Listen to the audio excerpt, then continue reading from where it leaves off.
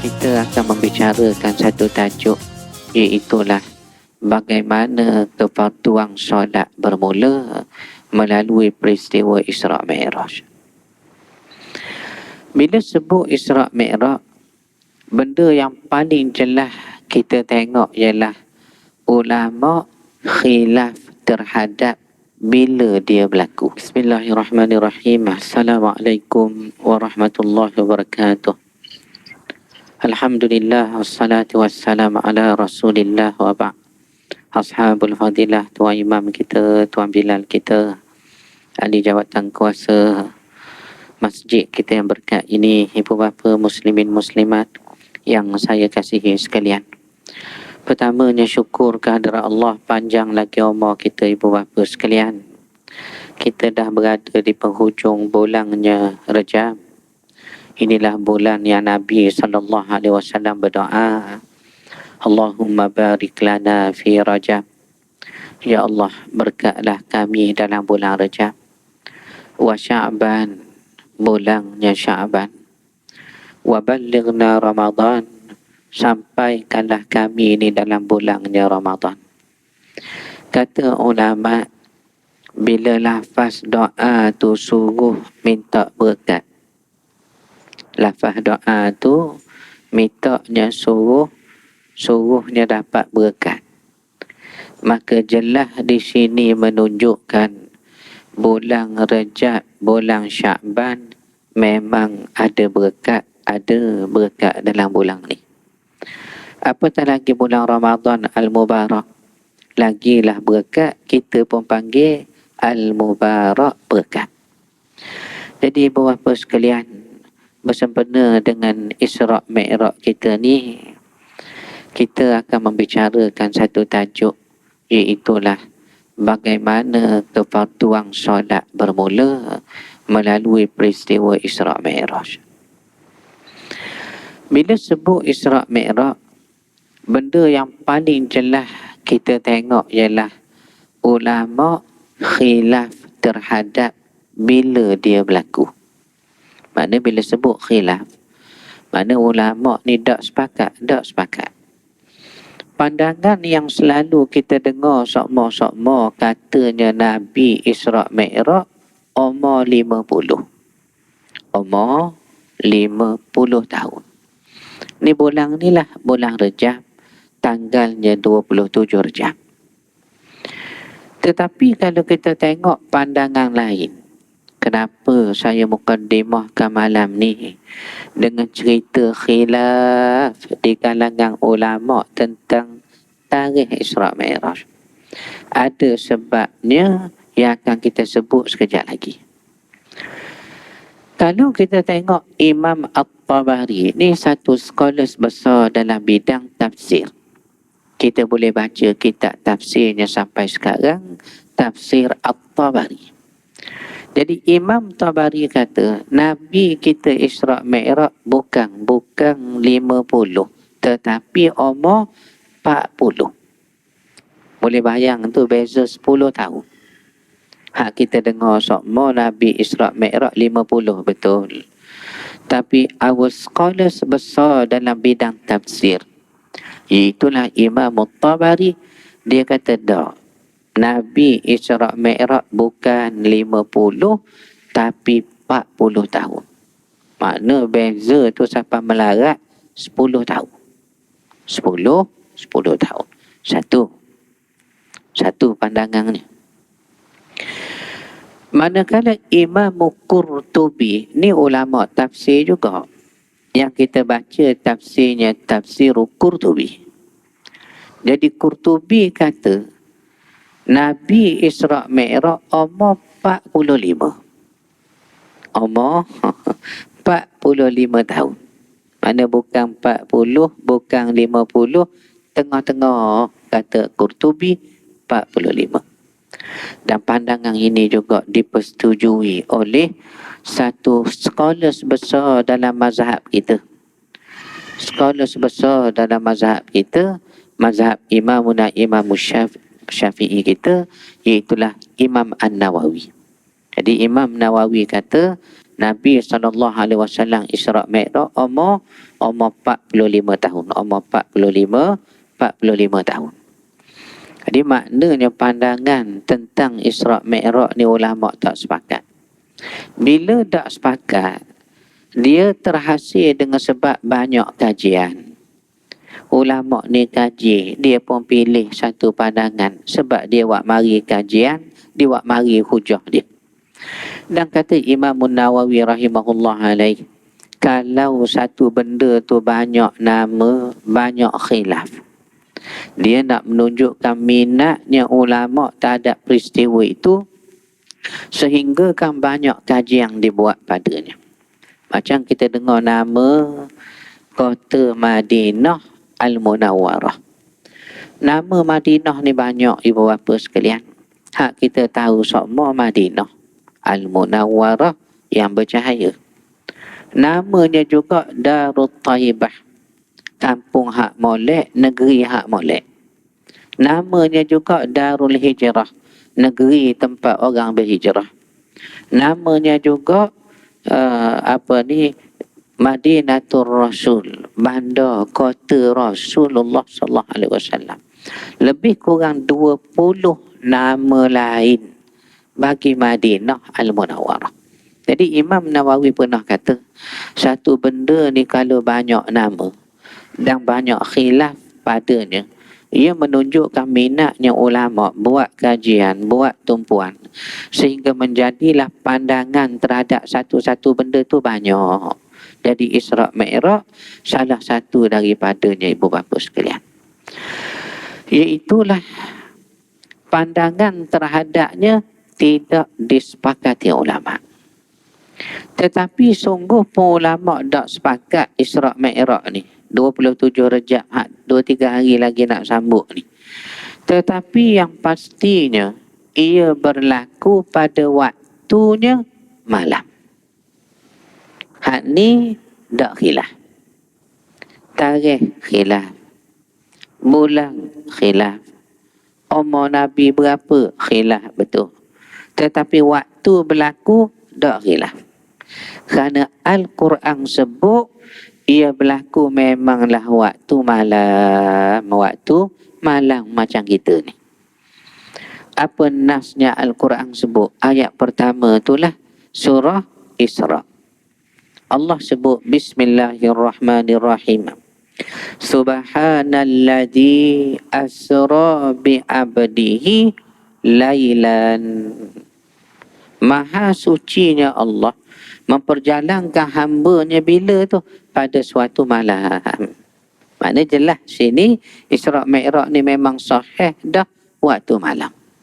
Bila sebut malam, dia bukan lepas subuh, dia bukan lepas zuhur, dia bukan lepas asar, bukan, yakni dia mesti malam.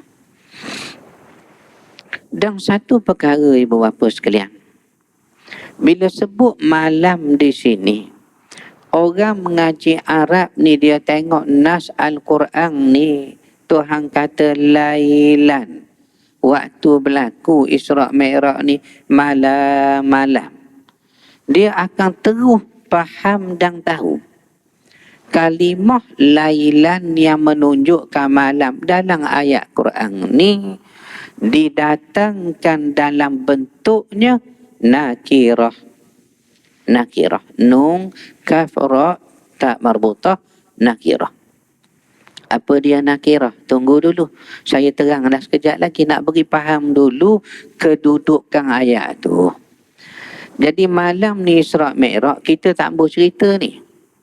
Kita tak boleh cerita. Sebab cerita Isra' Mi'raj ni ibu bapa dah tahu daripada kecil zaman dulu lagi. Bahkan kalau tak cerita pun, ada budak-budak mari mengajar, ustaz-ustaz perekat barulah mari mengajar. Dia mengajar sebut burak, dia sendiri tak tengok burak, tuan-tuan dah tengok dah burak kerana umur dah banyak dah. Waktu kecil dulu kan kita tengok burak di mana? Dinding rumah masing-masing tu, ayat kursi tu, gambar kuda, ada sayap, kepalanya perempuan, pakai mahkota. Tuan tengok waktu kecil dulu ya. Kita kata borak, walhal bukan borak. Cuma nak kata budak perekat baru, kalau dia mari mengajar di masjid, dia sendiri pun tak detail macam kita orang lama ni. Tengok borak, kami tengok dah ustaz sebelum ustaz beranak lagi. Sebab tu saya nak kata malam ni, Isra' Mi'raj kuliah kita ni bukan cerita dan tak boleh cerita. Sebab ibu bapa sekalian, kalau sebut cerita, terlebih tahu lagi dah daripada kecil lagi dengar dah cerita. Apa yang kita nak buat ni ialah tadabbur. Ni dia ni. Kita nak tadabbur. Antara benda kita nak tadabbur, pertama kita sebut tadi, Isra' Mi'raj ni ulama tak sepakat tarikhnya, bulannya, umurnya Nabi bila hak berlaku sungguh Isra' Mi'raj pada Rasulullah sallallahu alaihi wasallam tu. Dan kita pun sebut dah, kenapa khilaf?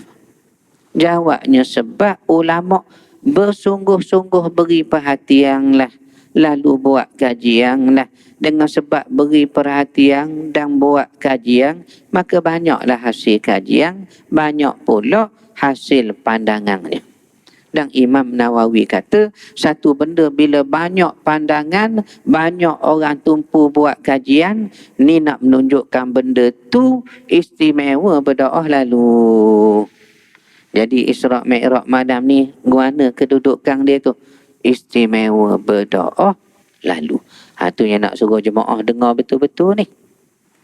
Dan saya dah khabar awal lagi, bukan cerita Isra' Mi'raj, bukan.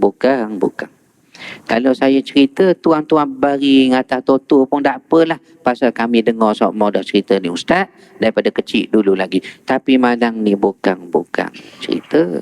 Apa kita buat? Tadabbur. Nak faham benda hak mungkin belum dengar lagi. Jadi kedua, nas Al-Quran tadi kata, okeylah hak soal khilaf tak usah kira. Tapi yang pasti Quran kata Isra' Mi'raj berlaku malam hari. Waktunya malam hari. Sebab Quran kata Subhanalladzi asra bi'abdihi, Maha suci Allah yang memperjalankan hambanya bila? Lailan, pada suatu malam. Malam sini, ni perkara kedua nak tadabbur. Didatangkan dalam bentuk kalimah Arab itu. Dah tuan-tuan ni mengaji Arab, tengok je kalimah ni, terus boleh faham sendiri. Datang dalam bentuk nakirah. Dan nakirah ni pula semangat nak terjemah satu kalimah, bila mari dalam bentuk nakirah, dia membawa makna kalau benda tu berkait masa, dia tak lama. Kalau benda tu berkait benda, dia tak banyak. Tu fungsi nakirah. Ulang sekali lagi tu. Fungsi nakirah. Dengar ni. Fungsi nakirah ialah tufidus taqlil. Apa dia tufidus taqlil? Benda tu bila mari dalam bentuk jenis nakirah. Seperti tadi apa dia? Lailan. Maksud dia malam. Dan nakirah ni dia nak menunjukkan benda tu kalau berkait masa, dia tak lama. Kalau berkait benda, dia tak banyak. Jadi yang disebut nakirah sini malam, yakni masa. Masanya malam. Maka fahamlah kita, malam-malam lah. Cuma tak lama. Boleh faham dah lah tu. Kan mudah kita belajar begitu. Jadi kalau nak terjemah betul-betul nas ini, maka jadilah terjemahan dia gini. Maha suci Allah yang telah memperjalankan hamba-Nya pada suatu malam, in bracket, malam tu tak lama, sekejap je. Tu terjemah betul. Barulah boleh faham tuan-tuan ya. Tu yang saya sebut dari awal. Kuliah kita ni bukan cerita Isra' Mi'raj. Kalau saya cerita, tuan-tuan pun akan main sebab saya tahu dah cerita Ustaz. Jadi dari awal saya kata, jangan main, jangan main. Sedap juga mengajar begini tuan ya. Jemaah tu kita buat macam budak-budak je. Jangan main. Yang kita nak belajar ni, tadabburnya Isra' Mi'raj ya. Baik. Okey, habis perkara kedua tu.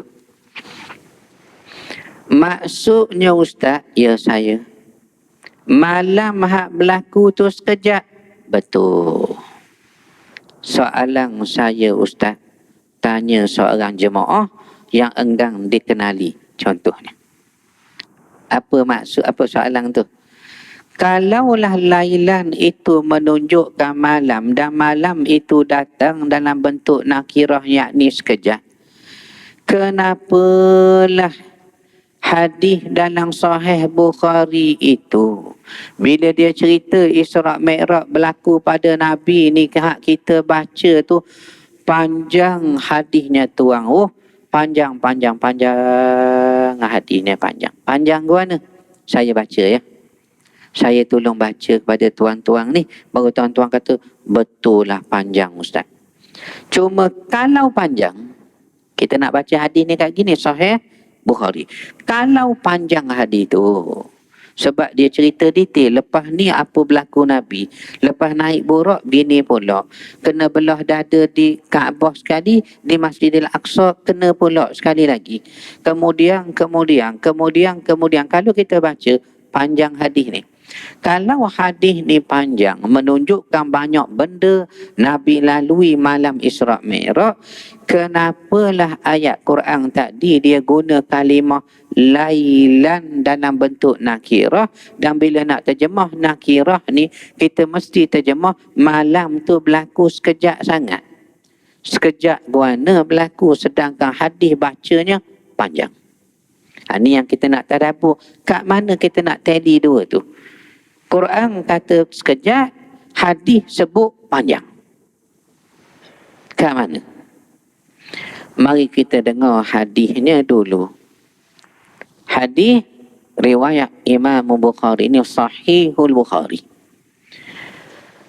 Hadis kata gini, pada malamnya itu Nabi SAW berada di Hatim. Kat mana Hatim? Ada ulama kata Hijri Ismail, ada ulama kata dekat Multazam. Jadi saya sebut malam ni apa dia, tak usah kira Hijri Ismail ke Multazam ke, tak usah kira. Kita kira ke mana? Nabi ada dekat Kaabah. Mudah begitu. Pada malam itu Rasulullah SAW berada di sisi Kaabah. Datang Jibril lalu membelah dada Nabi SAW. Disucikannya lalu ditangkup pula dada Nabi. Oh, rupanya Nabi ni dibelah dada bukan waktu umur 4 tahun dulu saja. Dah. 4 tahun sekali kena belah. Malam Isra' Mi'raj dekat Kaabah, sekali lagi pula kena belah.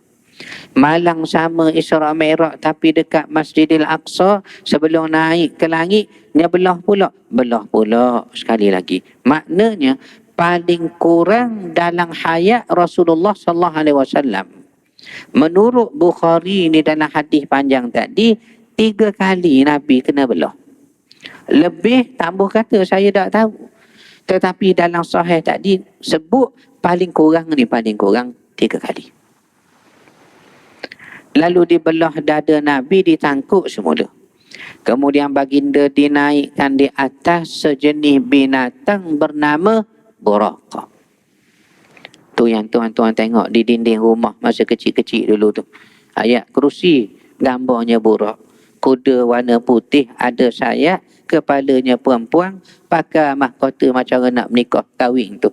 Maka kita pun percayalah buraq gamaknya ni. Tak sah Pakistan jual ayat khusi tu. Bukan buraq. Dah kita diberi faham, digambar begitu sejak kecil. Tu yang saya kata tadi tu.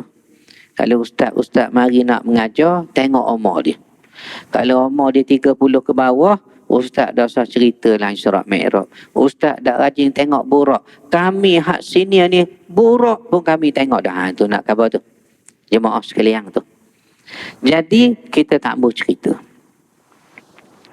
Kita nak tadabbur. Lalu dinaikkan atas burak. Nabi pun cerita. Dalam hadis ni juga. Burak ni warna pertama warna dia putih.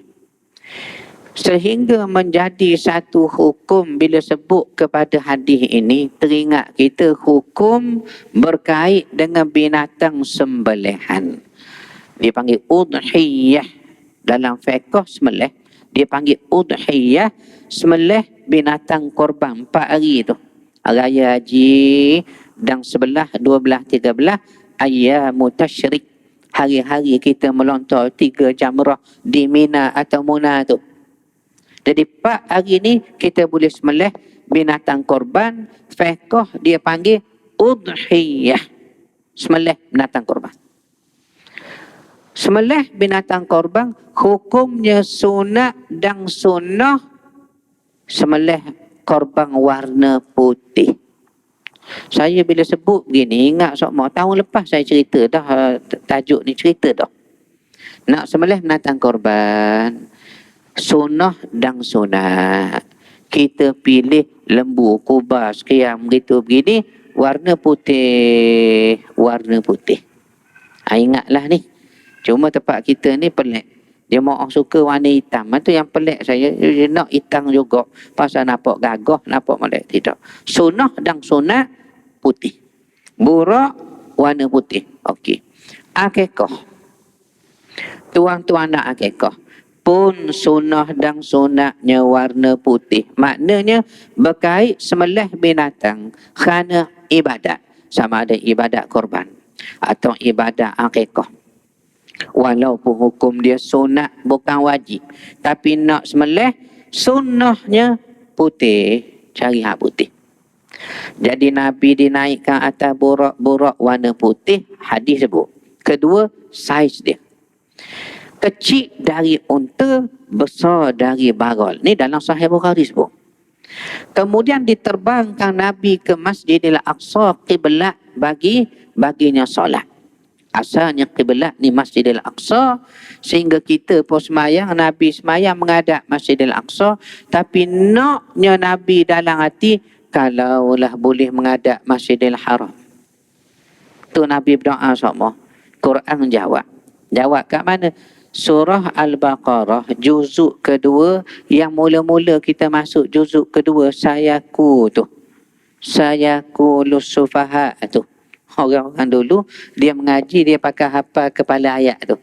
Masuk juzuk apa dah? Sayaku, tilka, langtana, wal muhsana. Kita dulu kan mengaji begitu.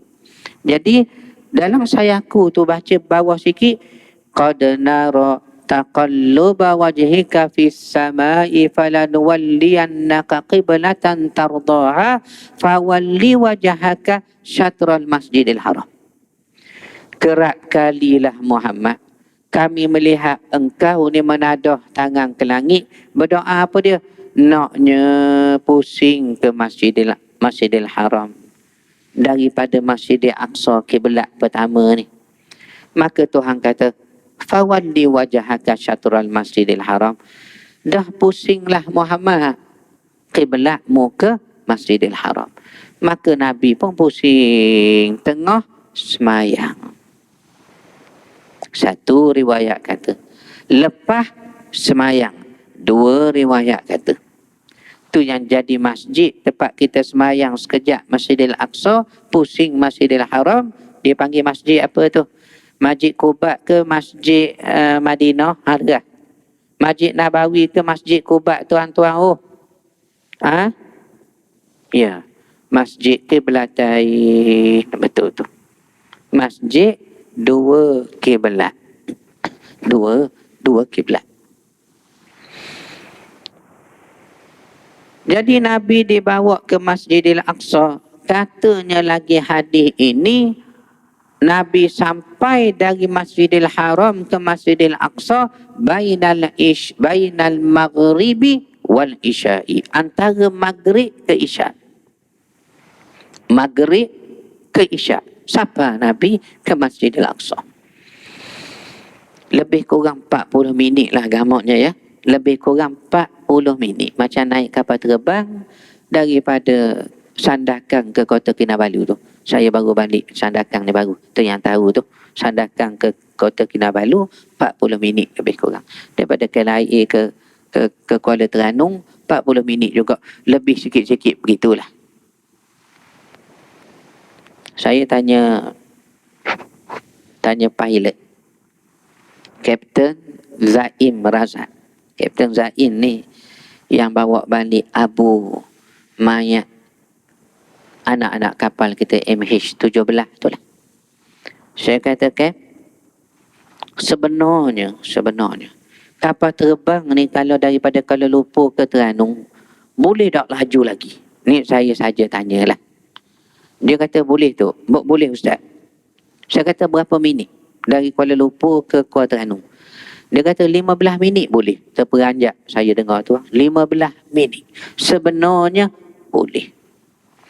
Saya kata dah apa tak bawa laju ke? 15 minit ke 18 minit siapa ke Kuala Terengganu? Dia kata tak boleh tu. Kapal terbang ni dia ada undang-undang dia. Naik kapal terbang kena ada taklimat dulu. Tali pinggang sekian begini, kepalanya masuk, talinya tarik cekik begitu. Jadi kena taklimat cerita berapa minit dah. Kemudian naik atas nak kena minum air oring pula dengan kacang tu. Dia nak kena hidang pula dah. Kalau buat 15 minit, baru letak air suruh minum. Baru nak lekat ke bibir minum, tuan-tuan dah nak sapa dah. Berhenti semua sekali nak kutip. Jadi tak boleh dia kata tu. Kena cukup 40-50 minit tu. Burak ni tuang, hadis kata selangkah burak. Selangkah ni bersamaan sesayuk mata memandang. Okey. Saya bawa jemaah naik menara masjid kita. Cuba tuan-tuan tengok. Sesayuk mata memandang paling jauh. Paling sayuk. Kat mana tuan nampak? Saya nampak Kuala Kangsar Perak Ustaz. Allah, cerahnya mata awak ni. Betul ke nampak sampai sana? Tapi kalau betul, itu dipanggil apa dia tu? Sesayuk mata memandang. Baru selangkah burak tuang. Allahu Akbar. Dari Kuala Kangsar tuang tengok pula. Kat mana paling sayuk? Itu langkah kedua bagi burak. Maka kata hadis, siapa Nabi ke Masjidil Aqsa antara maghrib ke isyak, lebih kurang 40 minit tadilah. Makna laju burak. Laju tuang. Laju. Kalau tak percaya laju burak ni, tuan-tuan pergilah ke sebelah apa tu? Sebelah Perak. Penang sana ada, abang kali ada kot. Stesen minyak. Burak oil. Ada ya? Ada. Kalau tak laju, takkan dia buat stesen minyak begitu. Kerana menunjuk apa? Lajulah tu. Sampai isyak. Bila sampai Masjidil Aqsa, Nabi disambut oleh ruh para Nabi. Nabi-Nabi ni ramai. Sabit dengan nas Al-Quran dalam surah Yunus, Allah cerita gini je. Minhum man qasasna alaik. Sebahagian dari Nabi-Nabi, banyak mana tak tahu. Tapi sebahagian mereka kami cerita pada kamu. Jadi kalau kita tahu 25 orang, tu hak Nabi jenis kita tahu sebab Quran cerita. Tapi dengar baki ayat Quran tu sebut guana pula. Wa minhum man lam naqsus alai. Sebahagian pula dari mereka kami tak cerita. Makna ada Nabi kita tahu sebab Allah cerita. Ada juga hak awak tak tahu, jangan kata tak ada. Ada sebab Allah kata ada lagi tapi kami tak cerita. Jadi ulama tauhid kata Nabi-Nabi ini jumlahnya 124,000 orang Nabi-Nabi. Allah rahmatnya 124,000 orang. Maka semua tu sambut Rasulullah sallallahu alaihi wasallam. Dalam Sahih Bukhari pun cerita. Apa Nabi buat? Nabi imamkan solat kepada mereka semua. Solat apa Nabi imamkan ni? Kan Nabi tak naik ke langit lagi untuk terima kefarduan solat ni. Nabi tak naik lagi. Baru Masjidil Aqsa. Tapi hadis kata Nabi, imamkan solat. Soalan dia, solat apa Nabi imamkan tu? Ni kita panggil tadabbur. Isra' Mi'raj. Jadi jemaah sekalian, saya nak tanya soalan yang samalah juga. Solat apa Nabi imamkan itu? Kerana Nabi belum naik lagi ke hadrat Allah untuk terima kefarduan solat. Jadi siapa-siapa jemaah boleh dapat jawab. Saya nak beri RM10. Nak beri betul ni. Pitih tak ada, pinjang tabung masjid ni dulu. Solat apakah yang Nabi imamkan itu? Sedangkan Nabi belum naik ke langit menerima kefarduan solat. Silakan. Kalau tak ada yang jawab, saya jawab tak ada apa. Pasal memang mana-mana tempat tuan, penceramah juga sudahnya jawab biasa begitu ya. Tak ada apa, boleh. Tapi tuan-tuan kena beri RM10 seorang kepada saya. Boleh begitu ya? Saya jawab. Rupanya. Janganlah kita menyangka semayang hanyalah ada selepas Isra' Mi'raj. Jangan. Semayang ni sudah ada lama dah. Sejak bila? Sejak zaman Nabi Adam AS. Ulang sekali lagi tu. Nabi Adam orang pertama solat semayang. Cuma semayang Nabi Adam ni dia tak sama dengan kita. Ada ulama tafsir kata semayang Adam ini ditunjuk Allah kepada baginda dengan cara sujud kemudian tasbih. Sujud kemudian tasbih. Itu semayang Allah tunjuk pada Nabi Adam. Tu kalau halnya semayang. Kalau halnya puasa, bila Allah sebut dalam nas Al-Quran, ya ayyuhalladzina amanu kutiba alaikumus siyam. Ayat ni kita akan dengar solat isyak malam pertama sebelum tarawih mula-mula malam puasa. Imam akan baca ayat ni semualah mana-mana masjid pun. Sebagai pembukaan lah konongnya tu nak puasa dah kita ni. Maka dibaca ayat puasa tu. Apa terjemahan dia tu? Wahai orang-orang beriman, kutiba alaikumus siyam. Diwajibkan pada kamu ni puasa. Okey. Puasa ke mana? Kama kutiba alal ladina min qablikum. Macam orang dulu kala puasa juga sebelum kamu.